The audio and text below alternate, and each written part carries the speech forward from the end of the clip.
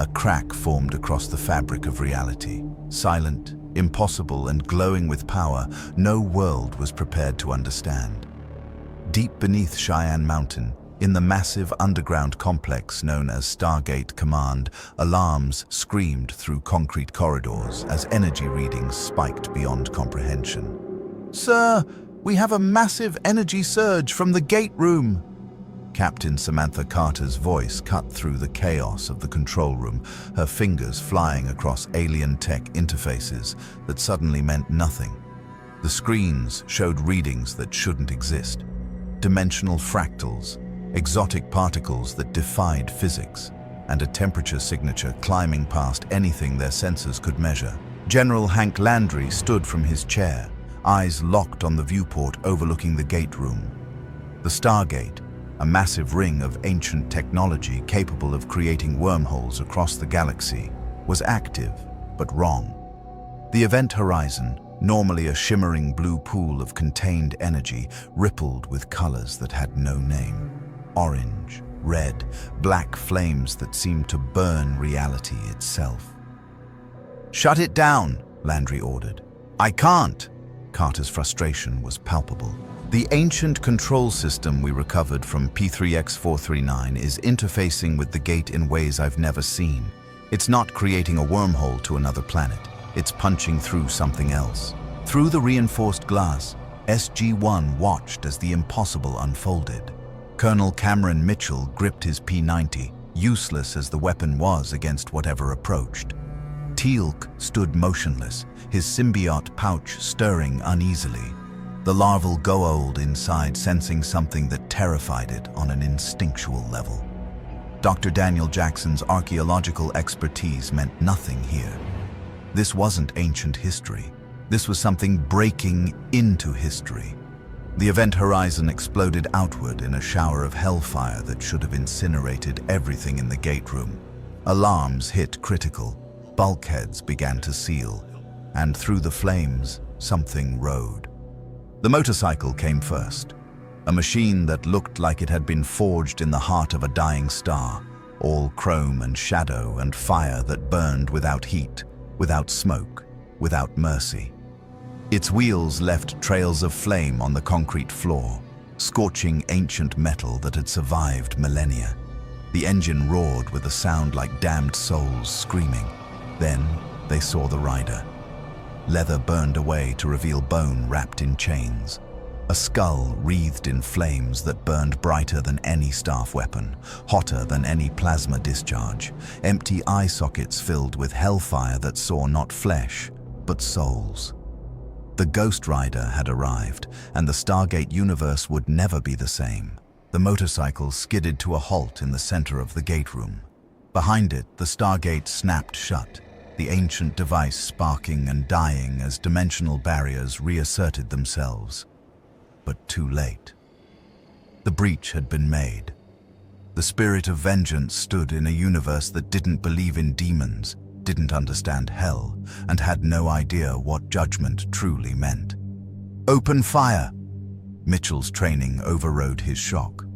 Bullets filled the gate room, 5.56 millimeter rounds from P90s, 9 millimeters from sidearms, even a burst from the automated defense turrets that had been installed after the last Goa'uld incursion.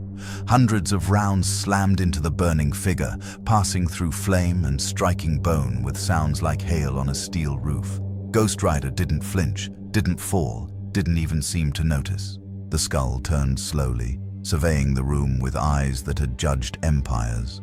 The chains wrapped around the rider's torso rattled, animated by supernatural will, and the voice that emerged from that flaming maw was not human.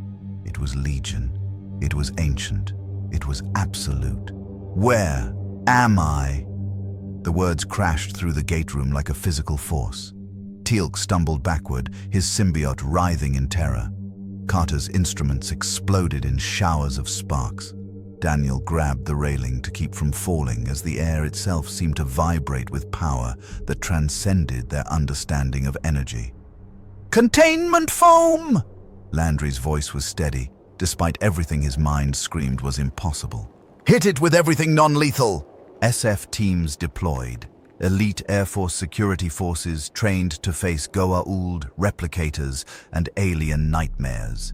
Fire suppression systems engaged, dumping thousands of gallons of specialized foam designed to neutralize Goa'uld plasma burns. Arctic-level coolant flooded the room from emergency systems. Kinetic nets launched from wall-mounted cannons designed to trap Unas and other superhuman threats. Ghost Rider stood in the center of the onslaught, flames burning through foam like it was gasoline, hellfire evaporating coolant before it could touch bone.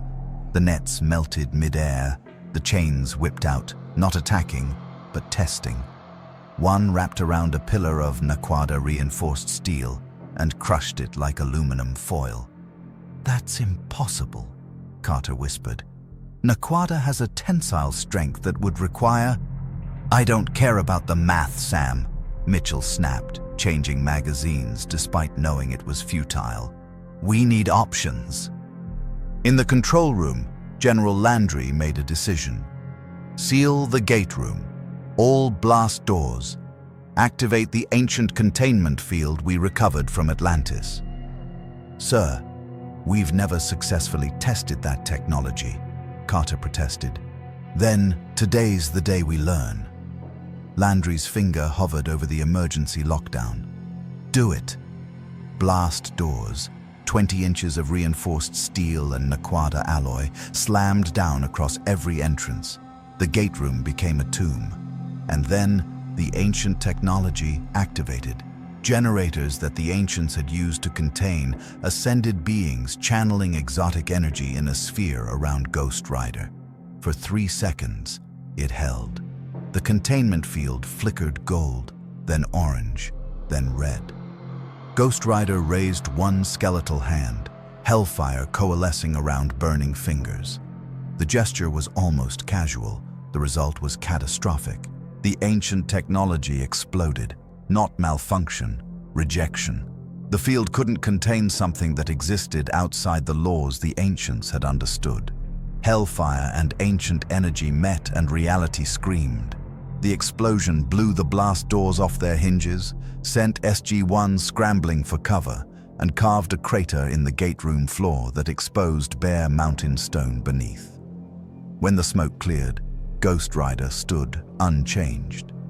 The motorcycle idled beside him, flames reflecting off polished chrome, and the skull turned toward the control room viewport, where General Landry stood, meeting those empty, burning eyes across the distance. "You have judged me," the voice of Zarathos spoke through Johnny Blaze's skull. "Now, I shall judge you. If you want to see more universe crossovers, hit subscribe and comment which character or world you want to see collide next." The spirit of vengeance had arrived in a universe built on ancient sins, parasitic gods, and souls crying out for justice. And hell had come to answer. The interrogation room was designed to hold Goa'uld system lords. Reinforced walls laced with trinium, observation cameras behind 6 inches of bulletproof glass, and enough redundant security measures to contain a minor deity. Ghost Rider sat in the center, chains draped across a steel table that had begun to glow cherry red from residual heat. The skull watched the mirror with empty sockets that somehow conveyed amusement. On the other side, General Landry stood with his senior staff, trying to comprehend the impossible. "Energy readings are still off the charts," Carter reported, stylus tapping against a tablet displaying data that rewrote itself every few seconds. "He's generating some kind of exotic particle field that shouldn't exist. It's not Naquada-based, not ancient technology, not anything in our database. The composition suggests, I don't even know what to call it. Metaphysical energy? There's no such thing as metaphysical energy, Sam," Daniel said, but his voice lacked conviction. He'd seen too much, ascended beings, entities of pure consciousness, the ancients themselves. But if we're talking about something that exists outside conventional physics, he is a demon, Teal'c stated flatly. His hand rested near his Zat gun, though they all knew it would be useless. I have encountered many false gods who claimed power over death. This being is death. Mitchell paced, his tactical mind racing through scenarios. Whatever he is, bullets don't work, containment doesn't work, and he's sitting in the middle of our base like he owns it. We need intel. We need to know what he wants. Then perhaps we should ask, Landry said. He picked up the intercom microphone. This is General Hank Landry, commanding officer of Stargate Command. Can you understand me? The skull tilted. When Ghost Rider spoke, his voice came not from the speakers but from everywhere. The walls, the air, the very stone of Cheyenne Mountain seeming to vibrate with words. I understand your tongue, General. I understand all tongues. The screams of the damned are universal. Carter's instruments spiked again. Sir, that shouldn't be possible. The acoustic signature is... Where are you from? Daniel interrupted, leaning closer to the glass. His archaeologist's curiosity overrode his fear. That ancient device created a dimensional bridge. But to where? What universe? What reality? I am from hell, Ghost Rider replied simply. The flames around his skull intensified. And I am its instrument. I am vengeance.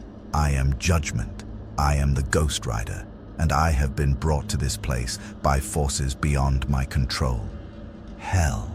Mitchell's skepticism was clear. Right, so you're telling us you're the actual devil? I am not the devil. I am his weapon, his rider. The chains on the table lifted, animated by supernatural will, coiling like serpents. I was a man once, Johnny Blaze. I made a deal to save someone I loved. The deal damned me. Now I serve a higher purpose. I punish the guilty. I burn sin from souls. And I sense... The skull turned, empty sockets seeming to look past the walls, past the mountain, past physical reality itself. I sense oceans of sin in this world. Teal'c's symbiote churned violently. The Jaffa warrior's expression darkened. He senses the Goa'uld, the system lords. My people have carried them for generations. We are marked by their evil. No. Ghost Rider's gaze fixed on Teal'c with terrifying precision. You carry darkness, warrior, but your soul burns with resistance. You fought. You chose freedom. That choice matters. The statement hung in the air like a sword. Daniel's mind raced, connecting dots. He can sense guilt, judge people.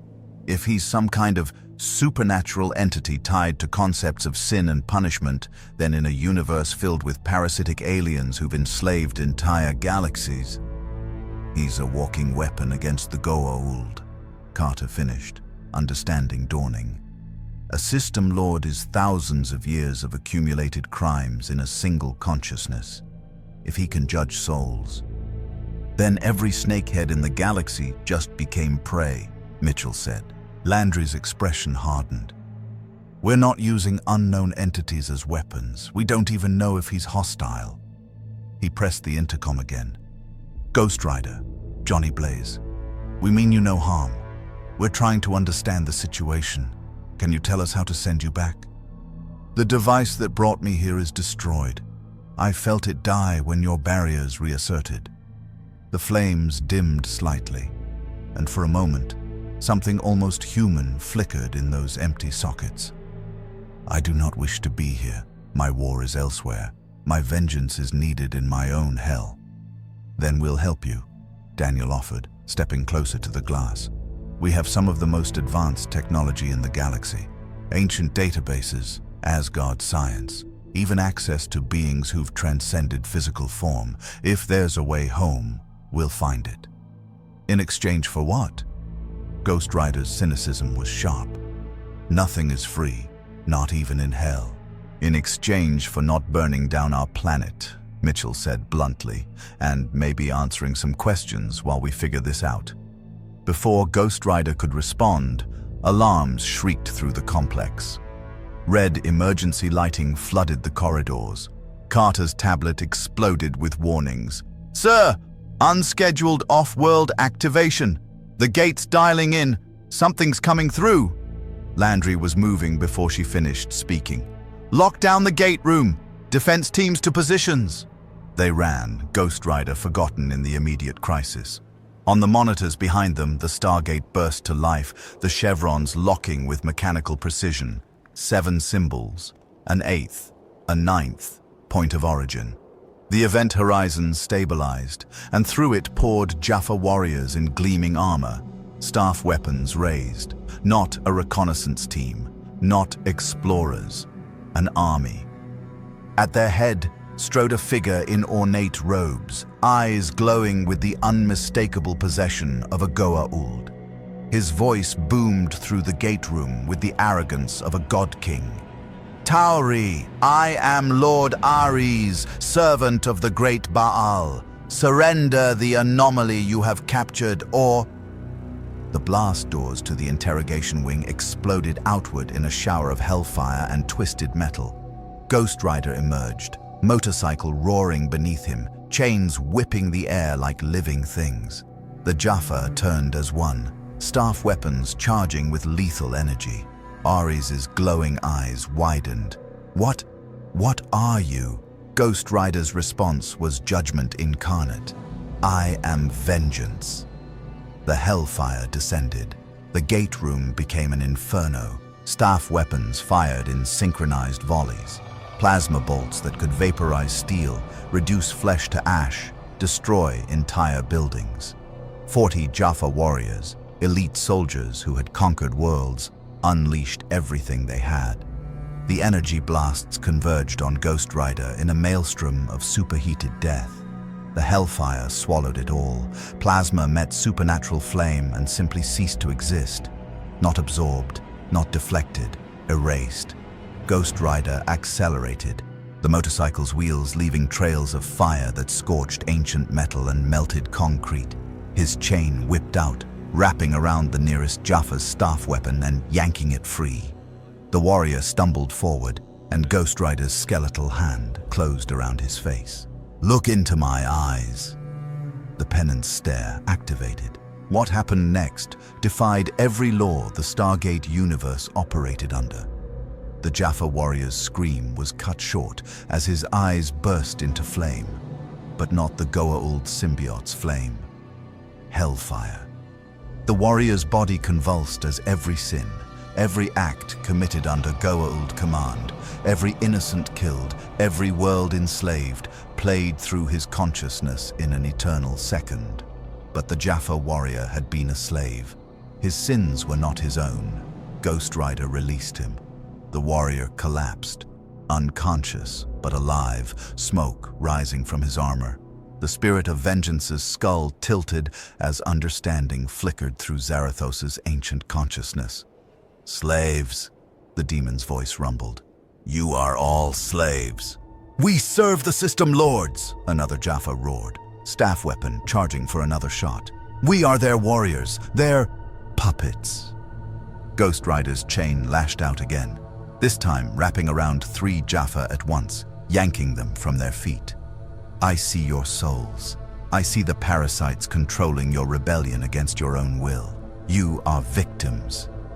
Lord Ares snarled, his host's face contorting with the Goa'uld's rage. You dare judge a god? You are no god. Ghost Rider turned toward him, flames intensifying until the heat made the air shimmer. You are a worm wearing stolen flesh, and I see your sins, parasite, millennia of them, worlds burned, civilizations destroyed, humans bred like cattle, children torn from mothers, entire species exterminated for sport. Ares backed toward the Stargate, his arrogance cracking. I am immortal. I am guilty. The motorcycle roared forward. Ares fired his hand device, the personal shield and weapon of the Goa'uld, capable of crushing organs and stopping hearts with a thought. The energy blast hit Ghost Rider's center mass and dissipated like morning fog. The chain wrapped around Ares' wrist, jerking him forward, and Ghost Rider grabbed the Goa'uld by the throat. No, I am a god. I cannot. The penance stare didn't just judge the Goa'uld. It judged through the Goa'uld, burning into the host as well. But something unexpected happened. The symbiote inside Ares' neck writhed, trying to escape, and Ghost Rider's other hand shot out, grasping the creature as it attempted to flee its dying host. Two souls, Ghost Rider observed, holding both the convulsing host and the thrashing symbiote. Two consciousnesses, both guilty, the parasite of domination, the host of collaboration. "Please!" the host gasped, Ares' control slipping. "Please, I had no choice. It took me when I was a child." Ghost Rider's flames flickered. The supernatural entity that served as judge, jury, and executioner found itself facing a moral complexity hell itself had never taught it. The Goa'uld burned with sins uncountable. But the host, the human, a victim who had lived so long under possession that his own sins became impossible to separate from his master's. Behind them, SG-1 had reached the gate room, weapons drawn but useless. They watched as Ghost Rider held the power of damnation in his skeletal hands and hesitated.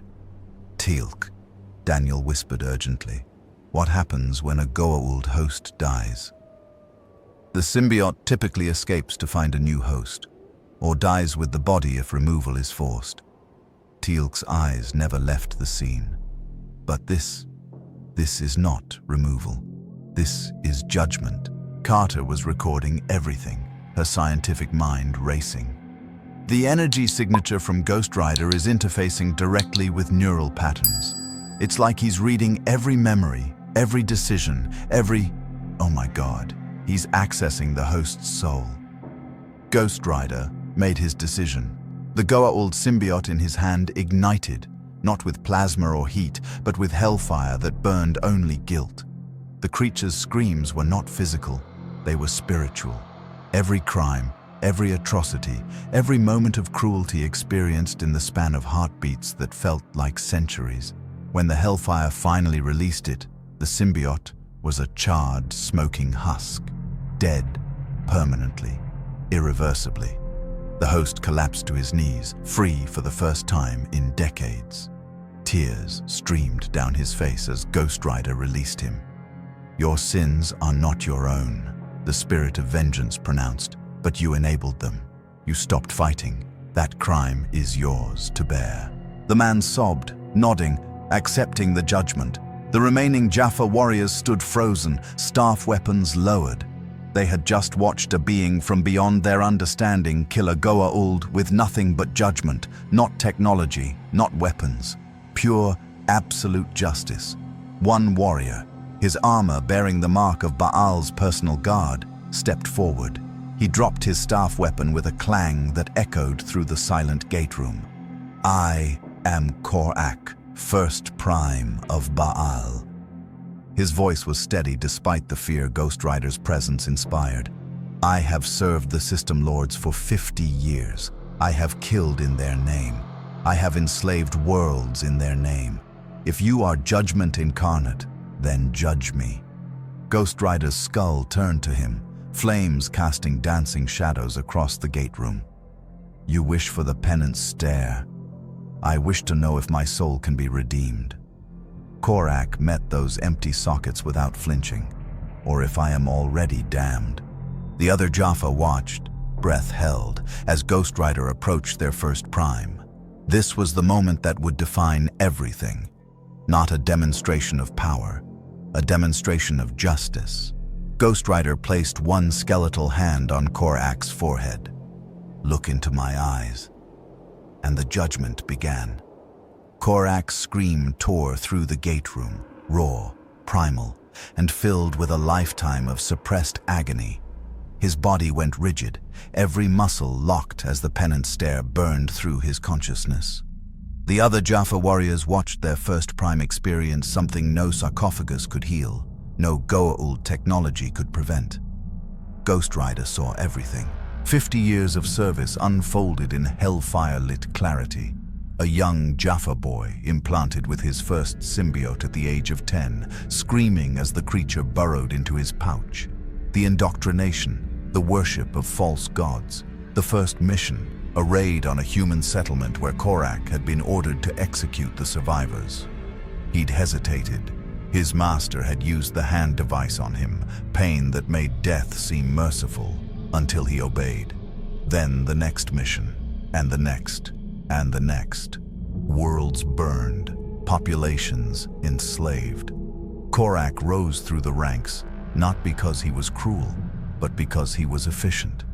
He learned to shut off his emotions, learned to see humans as resources, not people, learned to serve without question because questioning meant torture, meant death, meant watching his family executed as examples. But Ghost Rider also saw the moments that mattered. The slave girl Korak had secretly freed instead of delivering to his master's harem. The warning he'd sent to a rebel Jaffa cell about an incoming attack, disguised as tactical incompetence. The dozens of small rebellions, tiny acts of defiance that could have gotten him killed. And finally, 3 months ago, the moment he'd met Teal'c and heard the words that changed everything. You are not a warrior of the system, lords. You are a slave, and you can be free. Ghost Rider released him. Korak collapsed to the floor, gasping, tears streaming down his face. But he was alive, conscious. Not the broken husk Ares' host had become. The difference was profound. Your soul carries darkness, Ghost Rider pronounced, his voice echoing with the weight of absolute judgment. You have killed, you have destroyed, you have served evil, but you have also fought. In small ways, in dangerous ways, you resisted. You never surrendered your humanity. The spirit of vengeance's flames dimmed slightly, and something almost like respect entered his tone. You are guilty, but you are not damned. Korak looked up, his face a mask of shock and overwhelming relief. Then, there is hope, for all of us. Hope is not my domain, Ghost Rider replied. But redemption, that is earned through action, not judgment. You have begun that path. Whether you continue, that choice is yours. The other Jaffa warriors began dropping their staff weapons. One by one they knelt, not in worship, but in a gesture far more powerful. Acknowledgement, acceptance. These soldiers, bred and trained to serve gods, recognized something greater, truth. General Landry's voice crackled over the intercom. All teams, hold your fire. Ghost Rider, these Jaffa came here as enemies. What are they now? Ghost Rider turned toward the control room window. They came as slaves following orders. They remain as warriors seeking freedom. The choice of what they become is yours, General. Mitchell stepped forward, P90 still raised, but finger off the trigger. Korak, you said you serve Baal. Why did he send you here? The first prime climbed to his feet, dignity restored despite the emotional devastation he'd just experienced. My master detected an energy signature that does not belong in this universe. He believes Ghost Rider is a weapon, an ancient device or Ori technology that could tip the balance of power. He ordered us to retrieve you or destroy you. And now? Teal'c asked, moving to stand beside Mitchell. The two Jaffa warriors locked eyes, one free, one still technically bound to a system lord. Now I have seen what true judgment looks like, Korak said. And I know that if Baal gains control of this being, he will use it to enslave even more worlds. Ghost Rider cannot fall into Goa'uld hands. Carter's tablet chirped urgently. She scanned the incoming data, her expression darkening. Sir, we're picking up multiple hyperspace signatures entering orbit, 3 Hartak-class motherships, at least 24 Al-Kesh bombers, and... Oh no, that's Baal's flagship.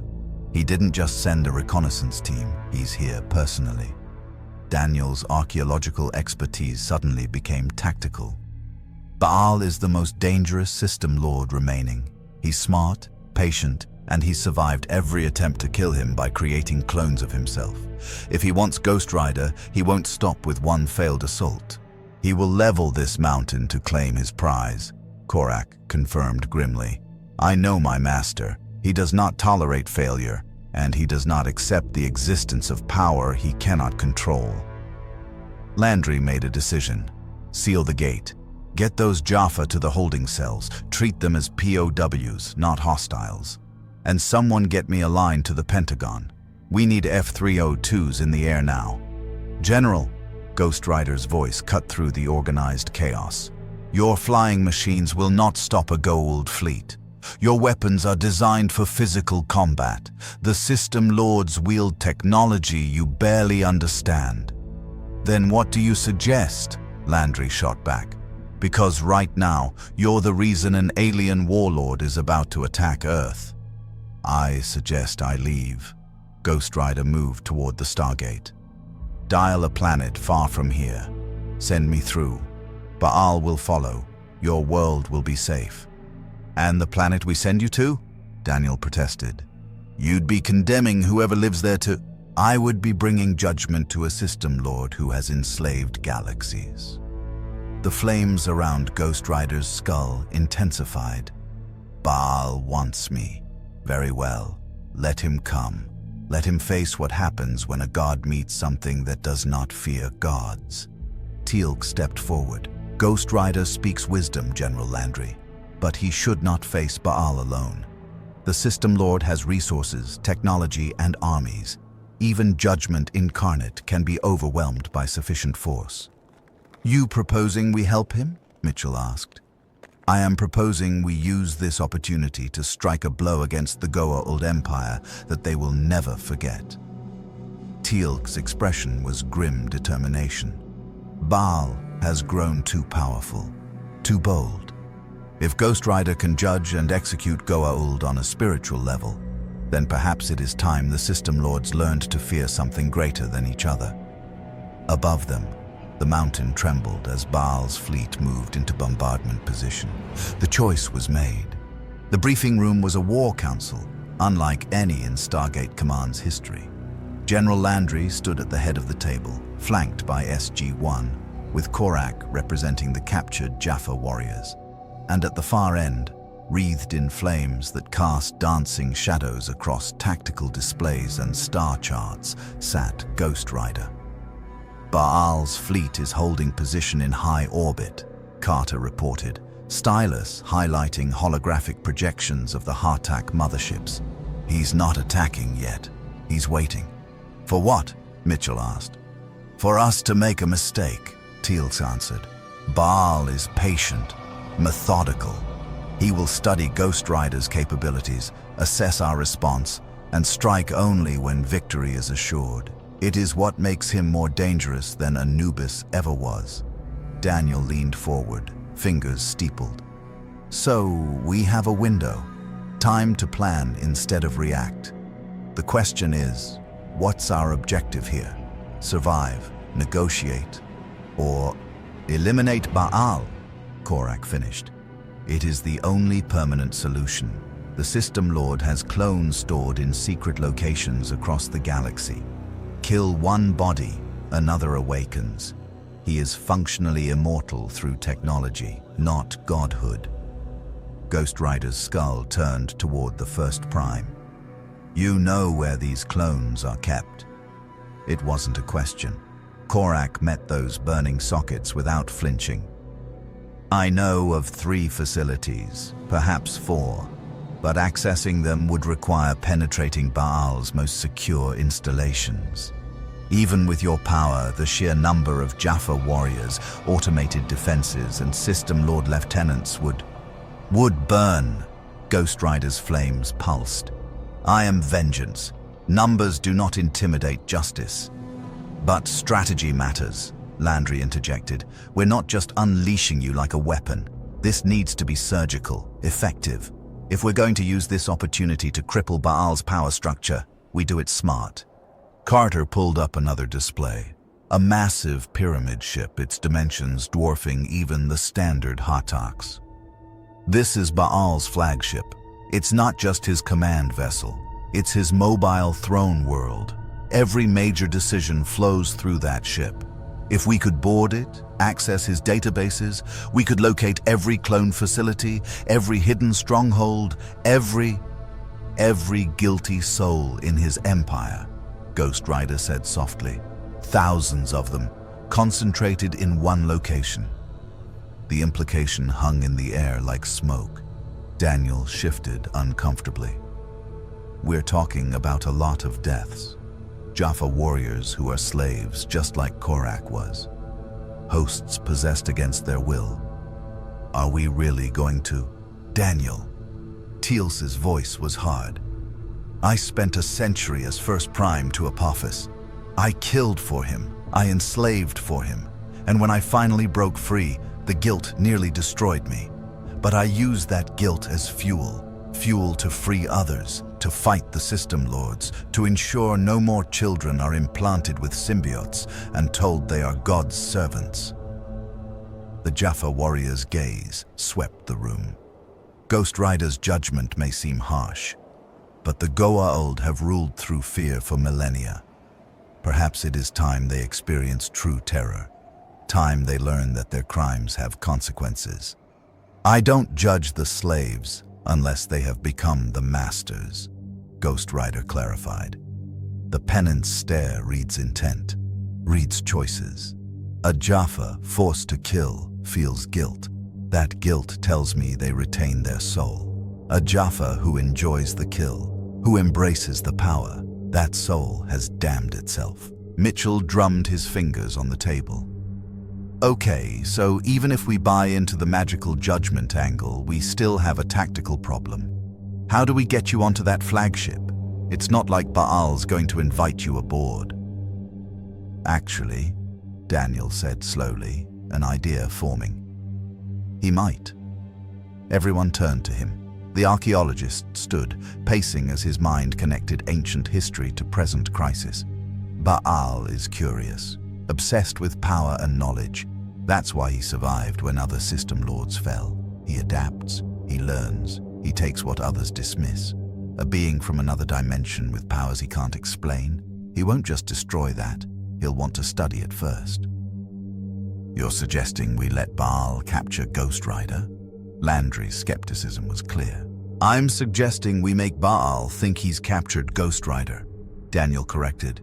We know from experience that system lords love their elaborate traps. The sarcophagus chambers, the force fields, the whole God-King aesthetic. What if we give him exactly what he wants, a prize to dissect, and then Ghost Rider does what he does best?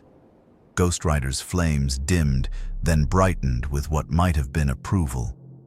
Deception. The serpent deceived by the truth. I enter willingly, they believe me contained. And when the moment comes, you burn the flagship from the inside, Carter finished, seeing the plan. But that puts you in extreme danger. Even with your abilities, you'd be surrounded by thousands of Jaffa, system lord technology we barely understand, and Baal himself, plus any lieutenants or minor Goa'uld he's brought with him. I have faced armies before. Ghost Rider stood, chains rattling.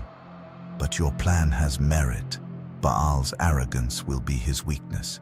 He will not believe anything can escape his control. That overconfidence will create the opening I need. Korak's expression was troubled. There is something you must understand about Baal. He is not like other system lords. He does not simply rule through fear and overwhelming force. He is a manipulator.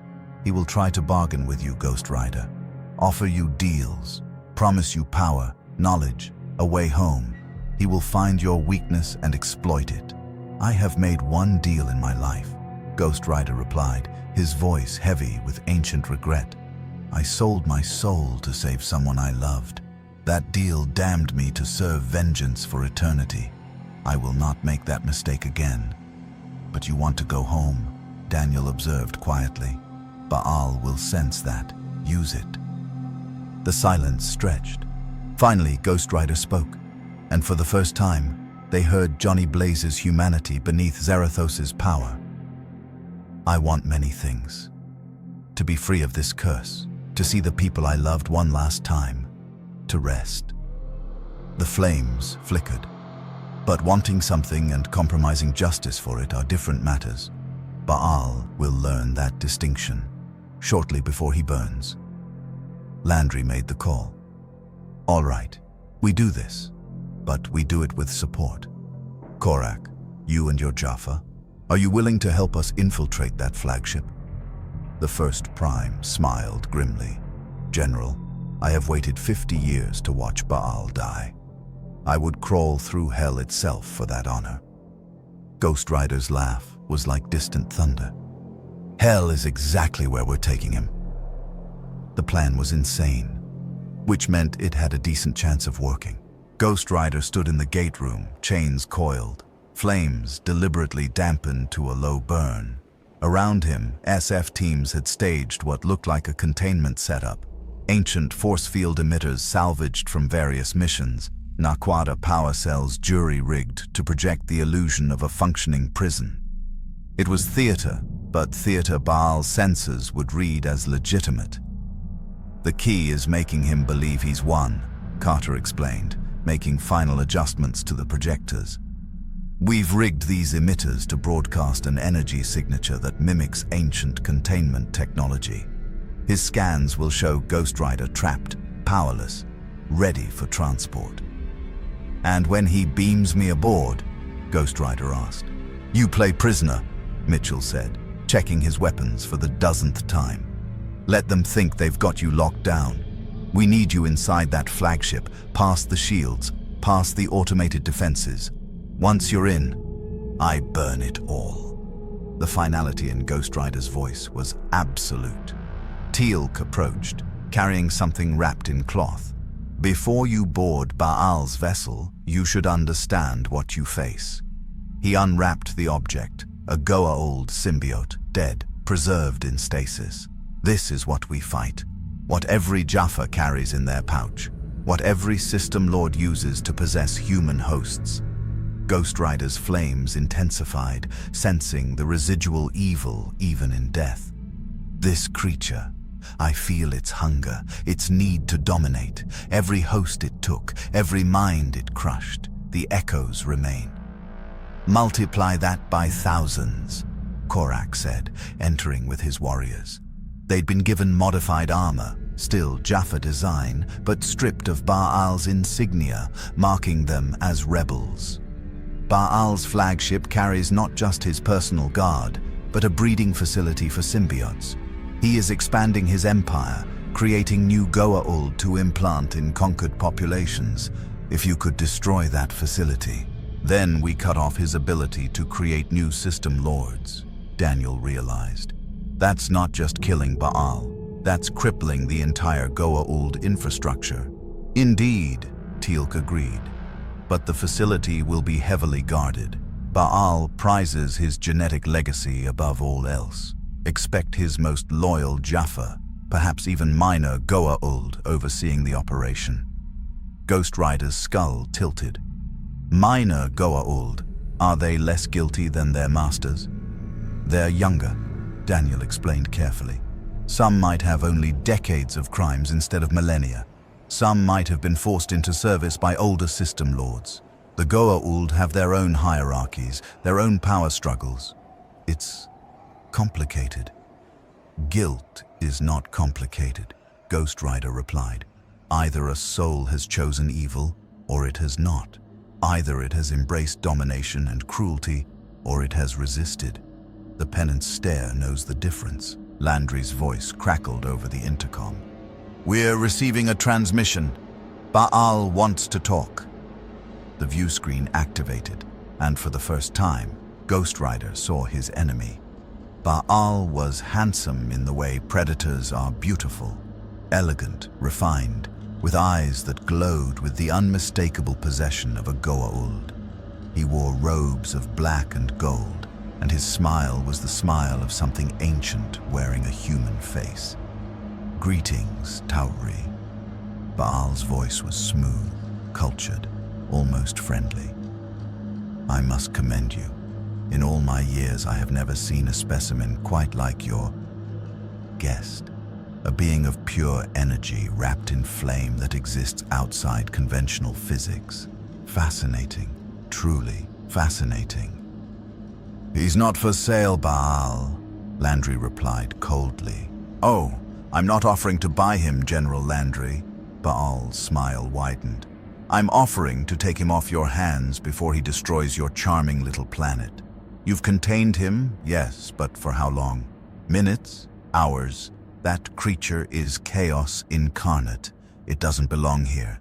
Let me remove this problem for you. And study him in your labs." Daniel stepped into view. "Dissect him. Use him as a weapon. We know how you operate, Baal." The system lord's expression flickered, annoyance quickly masked. "Dr. Jackson, still alive, I see. Still irritatingly self-righteous. Tell me, do you truly believe you can control what you've captured? That thing killed one of my minor lieutenants with nothing but a look. It judged Lord Ares and found him wanting. What happens when it judges you?" Ghost Rider moved into the camera's view. The flames around his skull blazed brighter, and when he spoke, even through the transmission, Baal's confidence wavered. "I have already judged them, Parasite. The humans of this place carry darkness, all mortals do. But they fight their darkness. They choose sacrifice over power, freedom over control. That is why they will never kneel to you." Baal recovered quickly, leaning forward. "Ah, it speaks. Tell me, creature, what are you? Ancient Ori? Some weapon left behind by the Furlings?" "I am Judgment." How delightfully cryptic. Baal's eyes gleamed with predatory interest. "But judgment requires authority, power, control. You claim to judge me. You don't even understand where you are. This universe, these rules, they're foreign to you. You're lost, alone, a weapon without a wielder." "I need no wielder. Everyone needs something." Baal's voice dropped, becoming almost hypnotic. "I can see it in you. Beneath the flames, beneath the power, there's a soul that wants to go home. A man named Johnny Blaze who made a terrible mistake and has been paying for it ever since. I can help you, Johnny. I have access to ancient technology the Tauri have never dreamed of. Devices that manipulate time, space, dimensions. Work with me, and I will find a way to send you back to your hell.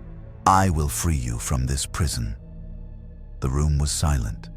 Everyone watched Ghost Rider, waiting to see if Baal's words would find purchase. Ghost Rider laughed, a sound like souls screaming in an abyss. "You offer me freedom while wearing a slave. You promise salvation while embodying damnation. You speak of help while your very existence is theft." The flames erupted, filling the screen with hellfire. "I will come to your ship, Baal, not as your ally, not as your prisoner, but as your judge. And when I look into your eyes, when I see the millennia of sins you've committed, you will learn what true suffering means." Baal's smile never wavered, but his glowing eyes betrayed him. Fear. Just a flicker, but it was there. "Then come, creature of fire. Let us see if your judgment can survive my hospitality." The transmission ended. Korak looked at Ghost Rider with something approaching awe. "You challenged him directly. Baal does not respond well to challenges." "Good," Ghost Rider replied.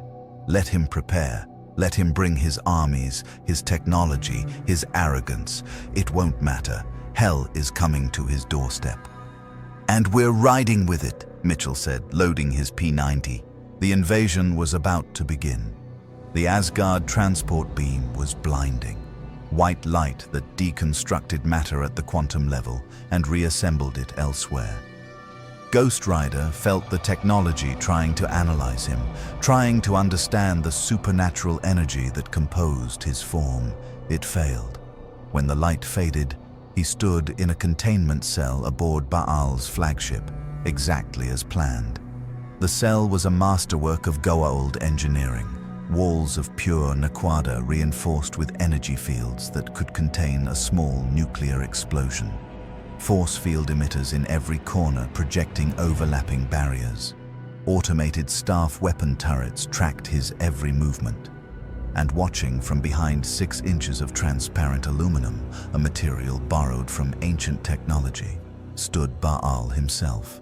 Magnificent, the System Lord breathed, studying Ghost Rider like a scientist examining a new species.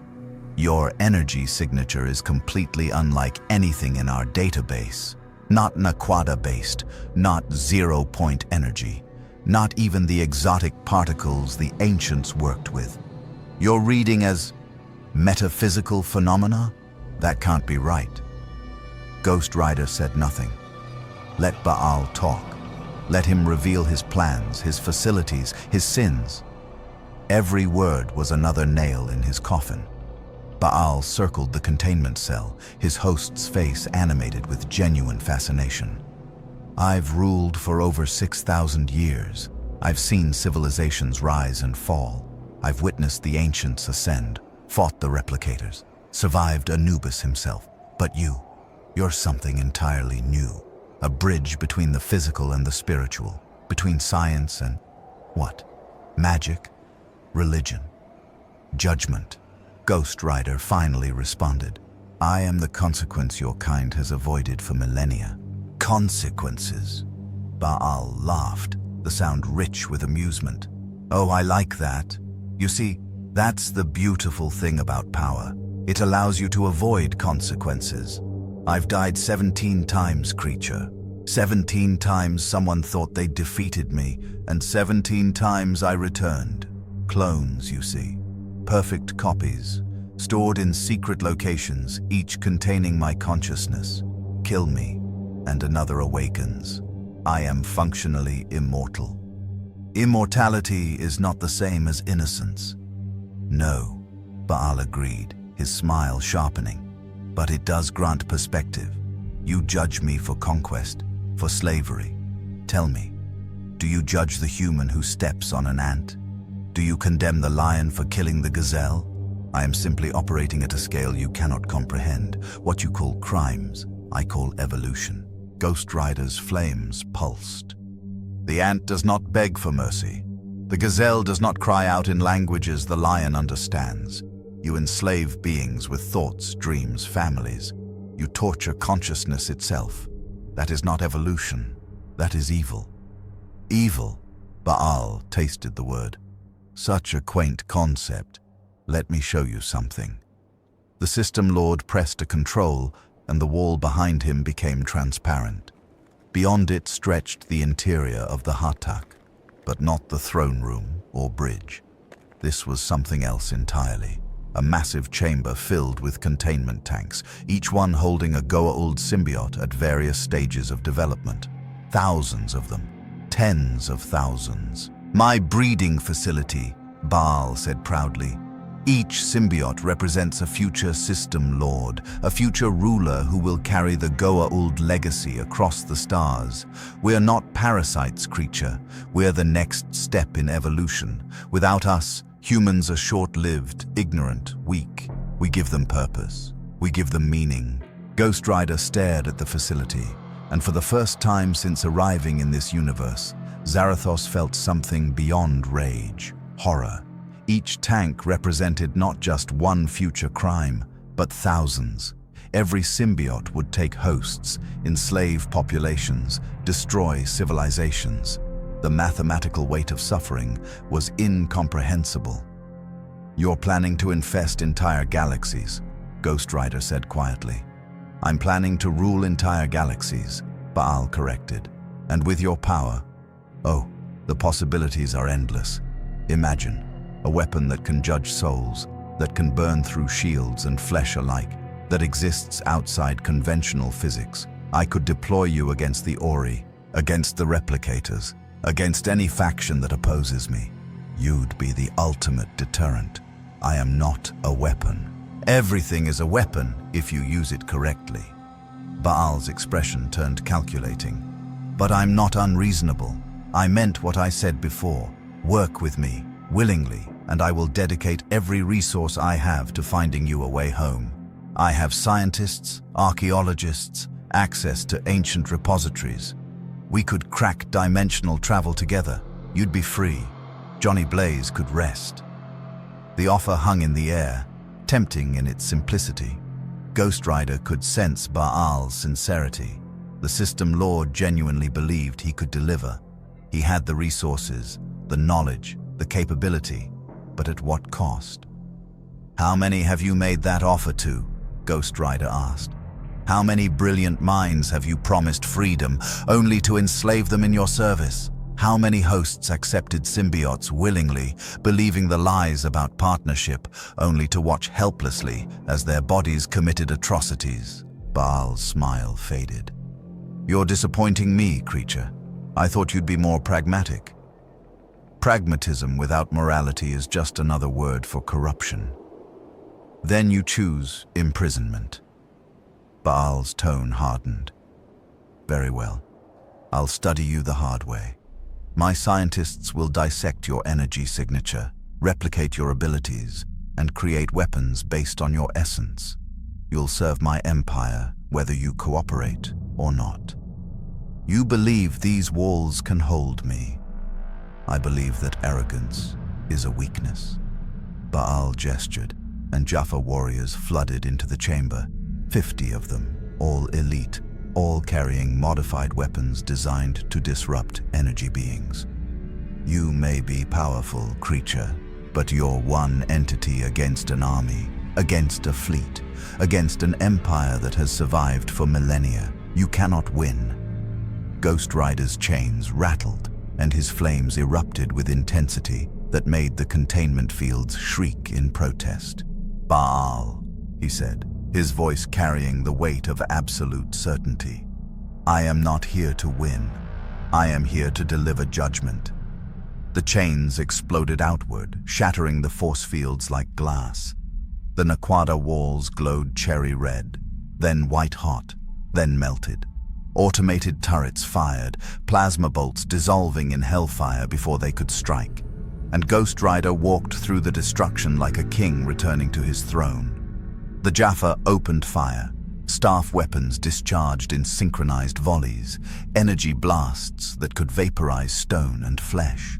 Ghost Rider's hand whipped forward, chain extending like a living serpent, wrapping around 3 warriors at once. The penance stare activated simultaneously on all 3. Their screams harmonized.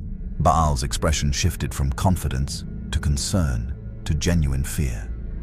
He backed toward the door, his hand reaching for his personal shield device. "Now, Baal," Ghost Rider advanced, hellfire trailing in his wake. "Let me show you what happens when a god meets judgment." The system lord ran, and hell followed. Baal's flagship descended into chaos. The corridor erupted with alarms as Ghost Rider burst through the containment chamber, hellfire scorching ancient metal and melting Naquada support beams like wax. Jaffa warriors poured from every junction, staff weapons blazing, but they might as well have been fighting the sun itself. Plasma bolts dissolved in supernatural flame. Energy barriers collapsed. The chain whipped through armor and flesh with surgical precision, and every warrior who met Ghost Rider's gaze fell screaming. But Baal was already moving. The system lord sprinted through his flagship with the practiced efficiency of someone who'd survived assassination attempts for 6 millennia. His mind raced, calculating, adapting. The creature was more powerful than anticipated. Containment had failed. Physical force was useless, which meant it was time for alternatives. "Seal bulkheads 7 through 12, Baal barked into his communication device. "Vent sections 9 and 10 into space, and get me direct access to the breeding facility, now!" Behind him, Ghost Rider tore through another squad of Jaffa. The penance stare was devastating. Each warrior's soul judged in heartbeats, their sins measured, their guilt burned away, or their consciousness shattered entirely. Some Jaffa collapsed unconscious, freed from decades of conditioned obedience. Others died, their crimes too numerous, their embrace of cruelty too complete. Ghost Rider could tell the difference, could feel the difference. A young Jaffa, barely 20, who'd only served in 3 battles and still prayed for forgiveness each night. Unconscious, his soul heavy, but redeemable. A first prime who'd personally executed entire villages and laughed while doing it. Dead, his spirit consumed by the very hellfire he'd helped create through his actions. This was justice. Terrible, absolute, necessary. "Stop him!" a Goa'uld voice boomed through the corridors.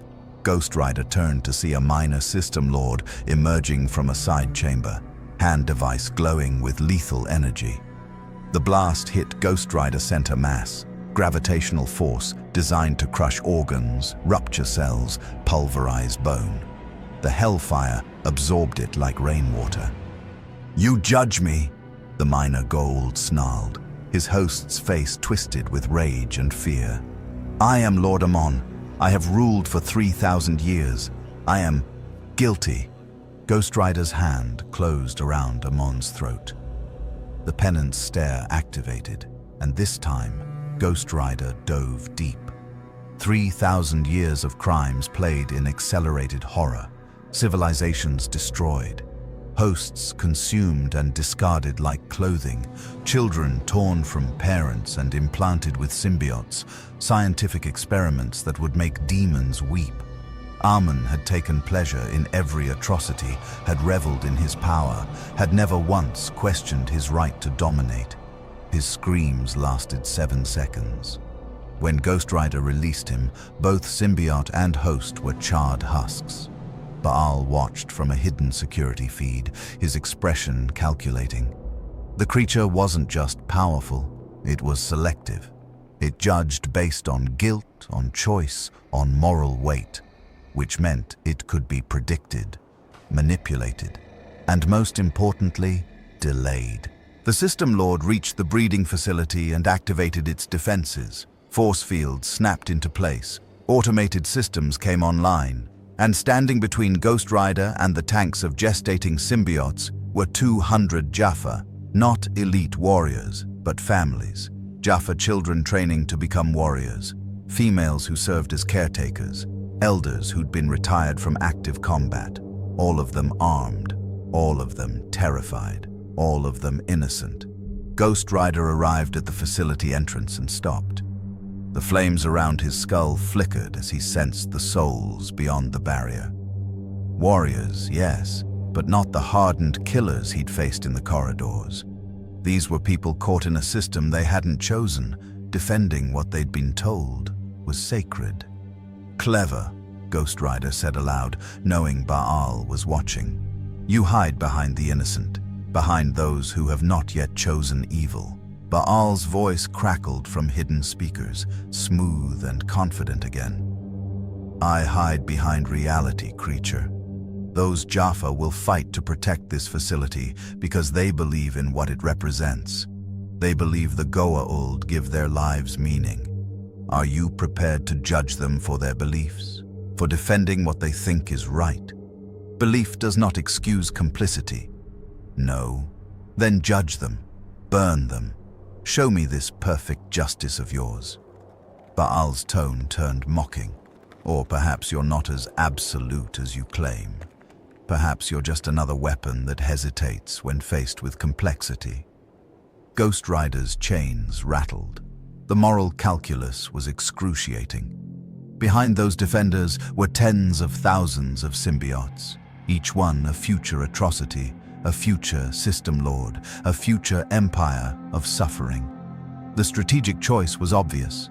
Burn through the defenders, destroy the facility, cripple the Goa'uld's ability to expand, but the cost was innocent souls. From behind Ghost Rider, footsteps echoed. Korak and his rebel Jaffa emerged from a side corridor, weapons raised but not aimed at Ghost Rider. They'd infiltrated the ship during the chaos, exactly as planned. "Ghost Rider," Korak called out, "let us handle this. Those are our people, our brothers and sisters who have not yet seen the truth. We can reach them. We can show them there is another way." "They will fight you," Ghost Rider warned. "Then we will fight them, but not to kill, to free." Korak stepped forward, staff weapon lowered in a gesture of peace. He activated the facility's communication system, his voice carrying to every Jaffa inside. "Warriors of Baal, I am Korak, once first prime, now free. The creature you see before you is not a weapon of the Tauri. It is judgment incarnate. It has looked into my soul and found me worthy of redemption despite my crimes. But it has also judged our masters, the Goa'uld, and found them damned." Inside the facility, the Jaffa stirred. Some gripped their weapons tighter. Others hesitated. "Baal has lied to us," Korak continued, passion burning in his voice. "He tells us we are warriors, but we are slaves. He tells us the Goa'uld are gods, but they are parasites. And he hides behind us now because he knows that Ghost Rider will show mercy where he never would." Touching speech. Baal's voice dripped with sarcasm, but ultimately pointless. "Guards, kill the traitors, all of them." The Jaffa in the facility faced an impossible choice. Obey their god or trust a heretic. Follow orders or question everything they'd ever known. Slowly, one by one, staff weapons lowered. Baal's scream of rage echoed through the ship. "Fools! You betray your gods! You betray!" Ghost Rider's voice cut through the transmission like a blade through flesh. "They betray nothing but lies. And now, Baal, there is nothing between you and judgment. Run as far as you want. Hide behind whatever technology you possess. It won't matter." The hellfire intensified, and Ghost Rider turned toward the bridge. "Hell has found you." The bridge of Baal's flagship was a monument to excess. Gold-plated command chairs, holographic displays showing the System Lord's vast holdings, and windows offering a view of Earth hanging in the void like a blue jewel. Baal stood at the center, his confidence cracking but not yet shattered. He still had options. He always had options. "Activate the hyperspace engines," he commanded his bridge officers, minor Goa'uld and hand-selected human hosts who'd proven their loyalty through decades of service. "Plot a jump to..." The blast doors exploded inward, not melted, not forced, disintegrated, reduced to molecular ash by hellfire that burned matter at the conceptual level. Ghost Rider rode through on his motorcycle, wheels leaving trails of flame across deck plating designed to withstand orbital bombardment. "There is no escape," Ghost Rider pronounced. "Not through hyperspace. Not through time, not through any dimension your technology can access. You will face judgment, Baal, today, now, here." Baal's hand device activated, gravitational force lancing out with enough power to crush a tank.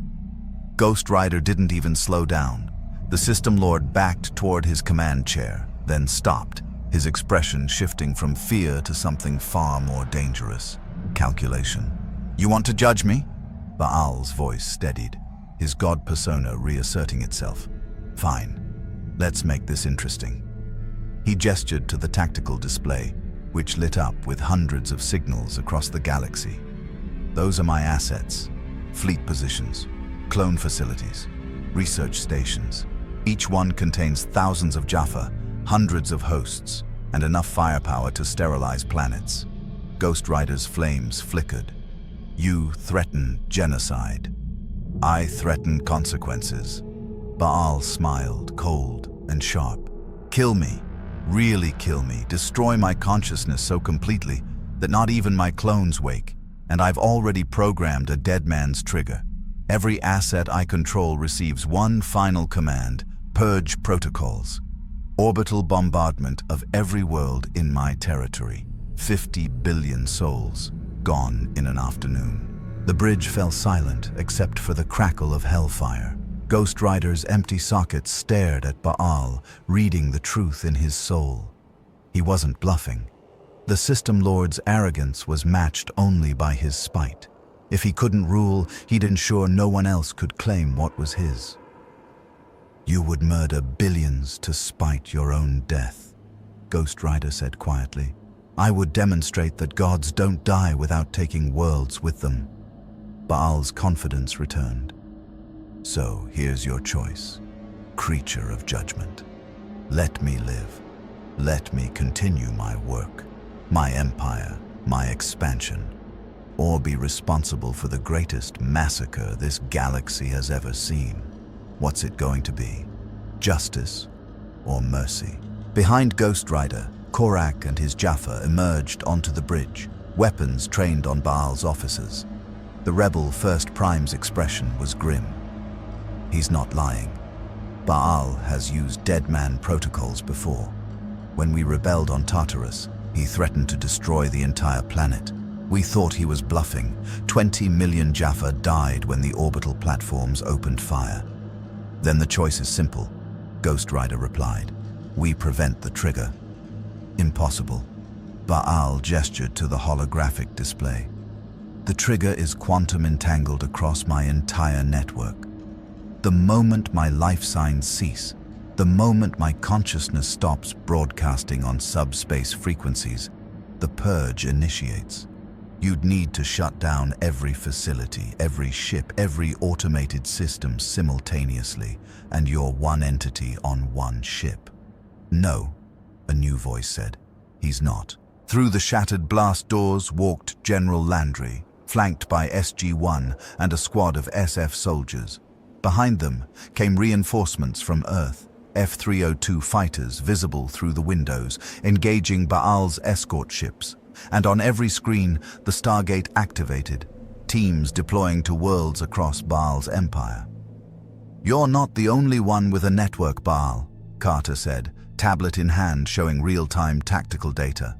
While Ghost Rider was tearing through your ship, we've been coordinating with the Jaffa Rebellion, the Tok'ra, and every free world in the galaxy. Your assets? We've identified 60% of them, and we're taking them offline, right now.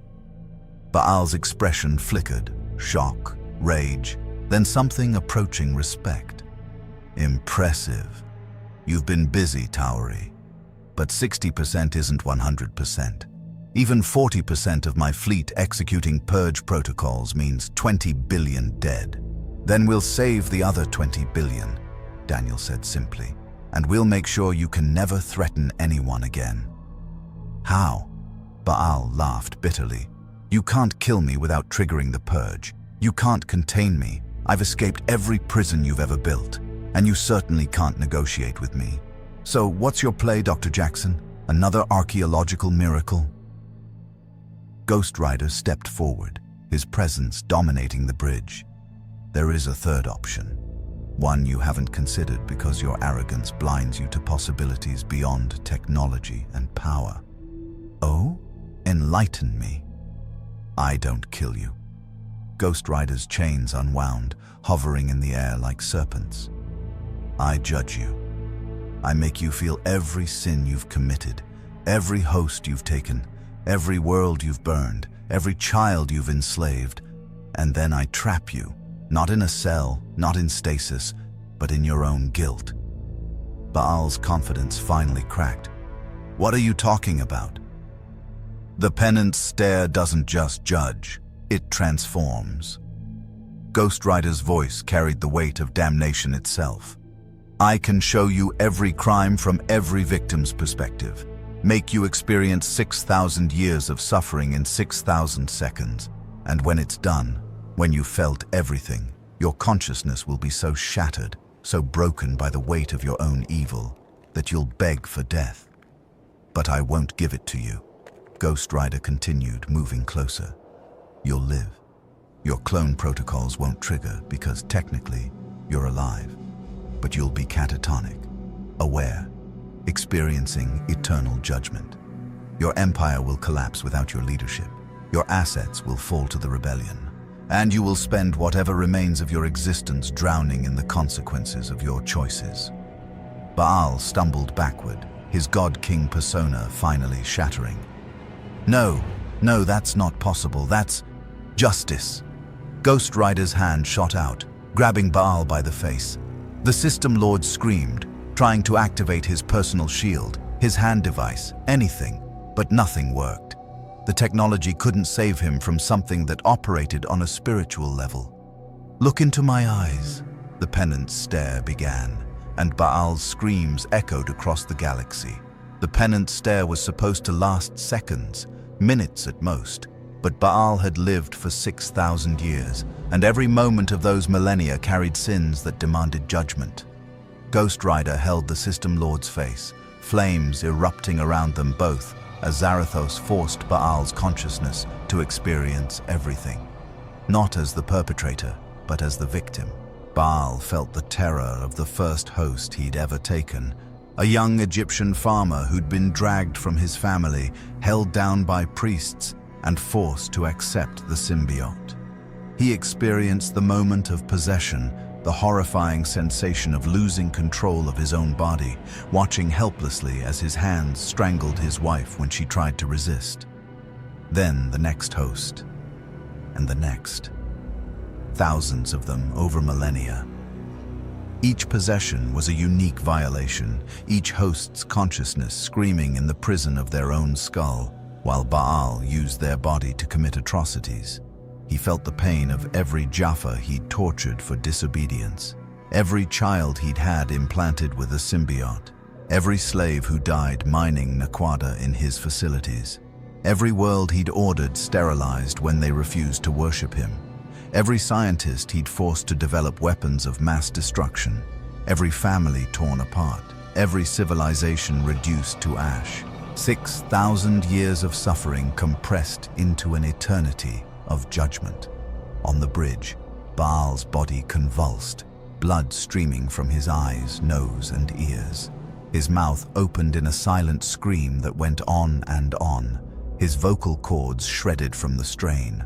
The Goa'uld symbiote in his neck writhed, trying to abandon its host, but Ghost Rider's grip held it in place. Both consciousnesses, parasite and host, experienced the judgment together. "Is he dying?" Mitchell asked, weapon trained on the System Lord but uncertain what good it would do. "No," Teal'c said quietly, watching with grim satisfaction. "He is experiencing something far worse than death. He is experiencing truth." Carter's instruments went haywire, detecting energy patterns that rewrote their understanding of consciousness itself. The neural feedback is off the charts. His brain is being flooded with sensory data, emotional trauma, guilt on a scale that shouldn't be psychologically survivable. Ghost Rider isn't just showing him memories, he's making Baal become every victim. "Good," Korak said simply. His hand rested on his staff weapon, but he made no move to intervene. "Let him suffer. Let him feel what we have felt, what billions have felt because of him." Daniel looked away, unable to watch. He understood the justice of it, but the anthropologist in him couldn't help but recognize the horror. This was punishment beyond anything human law allowed, beyond anything the Geneva Convention could conceive. This was cosmic retribution. Finally, after what felt like hours but was only minutes, Ghost Rider released Baal. The System Lord collapsed to the deck like a puppet with cut strings. His eyes were open, staring at nothing, tears streaming down his face. His mouth moved soundlessly, forming words no one could hear. His body trembled, racked with phantom pains from thousands of deaths he hadn't actually experienced, but now remembered as if he had. "He's alive," Carter confirmed, scanning him with a medical device. "Vitals are stable. Brain activity is actually elevated, but he's completely unresponsive, catatonic." Ghost Rider stood over his judgment, flames dimming to a low burn. His consciousness is intact. His clone protocols have not triggered, but he will never recover. Every moment of his existence will be spent reliving the suffering he caused. This is not death. This is eternal consequence. Landry stepped forward, studying Baal's broken form. "And the dead man's trigger?" "Without his active consciousness directing the network, the protocols are in standby," Korak explained, checking his own communication device.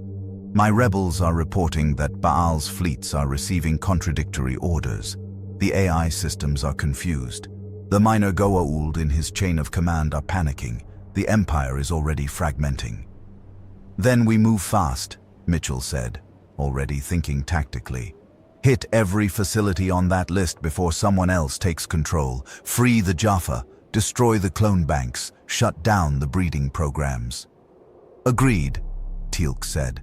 But we must also ensure Baal's punishment serves as a warning.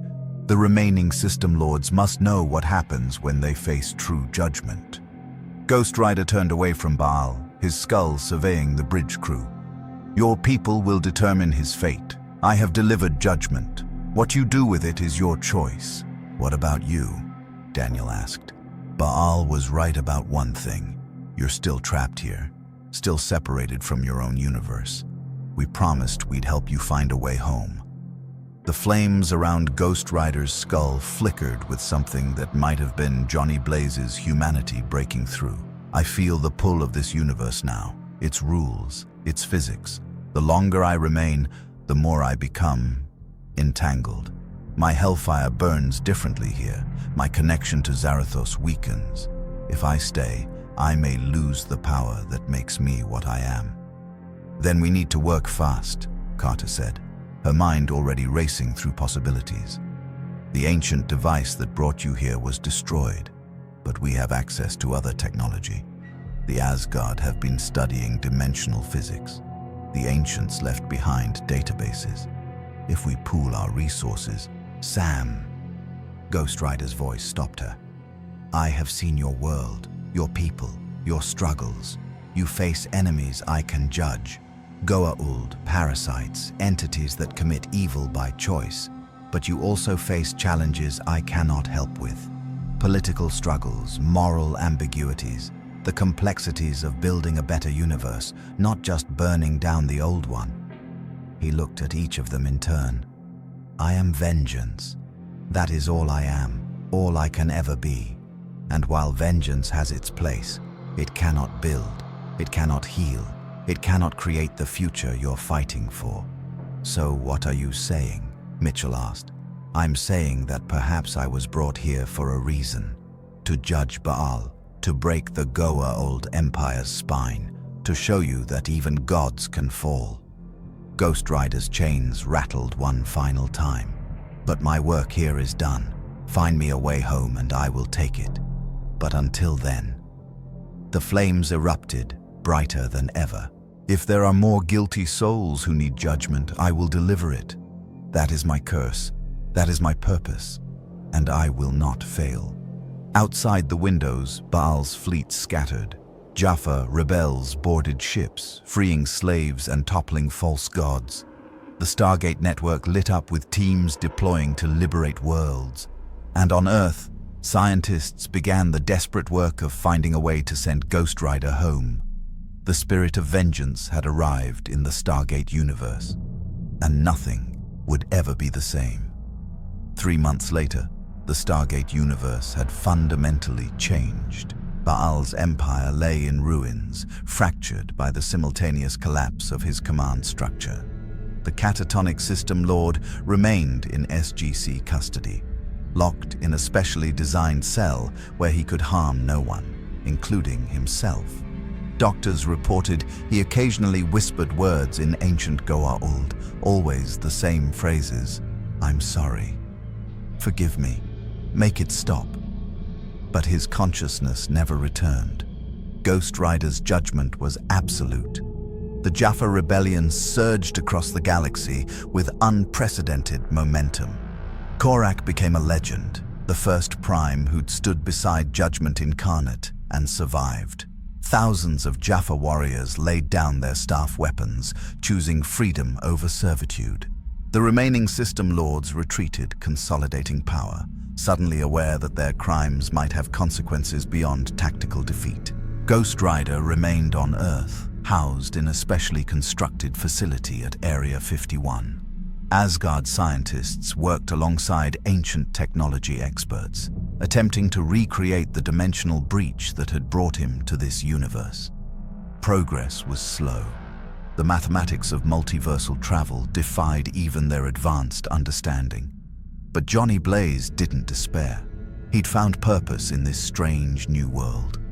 when the SGC encountered Goa'uld forces, when system lords threatened innocent worlds, Ghost Rider deployed. His reputation spread faster than hyperspace travel. The demon who judged gods, who burned sin from souls, who could not be stopped by any weapon known to galactic civilization. The Ori had begun their crusade into the Milky Way, religious zealots wielding ascended power. They called themselves gods. They demanded worship. They promised salvation through subjugation. Ghost Rider had already begun studying their theology, measuring their sins, preparing his judgment, because vengeance didn't rest. Justice didn't compromise. And hell, once unleashed, never stopped burning. Somewhere in the facility, Johnny Blaze looked at star charts of worlds he'd never imagined, inhabited by species beyond his understanding. He thought of the deal he'd made so long ago, trading his soul for love, becoming the spirit of vengeance. He'd thought it a curse, but perhaps curses could serve purposes beyond damnation. Perhaps judgment, terrible as it was, could break chains that conventional weapons never could. Perhaps a demon from one universe could be a savior to another. The flames around his skull burned steadier now, adapted to this reality's physics. The motorcycle waited in the corner, chrome gleaming, ready to ride through stargates to distant worlds. General Landry entered the facility, tablet in hand. "We've got a situation on P4X639. Minor Goa'uld, calling himself Lord Khonsu, is executing civilians, demanding worship or death." Ghost Rider stood, chains rattling with anticipation. Then it's time he learned what happens when gods face something they cannot command. "The gate's dialing now," Landry said. "Good hunting." Ghost Rider mounted his motorcycle, hellfire igniting around both rider and machine. The engine roared, a sound that had echoed through his own hell and would now echo through the stars. He rode toward the Stargate as it activated, the event horizon shimmering with possibility. Beyond it lay another world, another tyrant, another judgment to deliver. The spirit of vengeance accelerated through the wormhole, hellfire trailing across space-time itself, carrying damnation to those who thought themselves untouchable. Baal had learned the cost of 6,000 years of sin. The remaining system lords would learn soon enough. The Ori would discover that ascension didn't grant immunity from judgment, and every parasite, every tyrant, every being who enslaved and tormented the innocent would eventually face the same truth. Vengeance had crossed dimensions. Justice had arrived in the Stargate Universe. And hell had found a new mission, burning the guilty among the stars, one world at a time, until every false god understood that their crimes carried eternal consequences. New worlds await. More stories soon.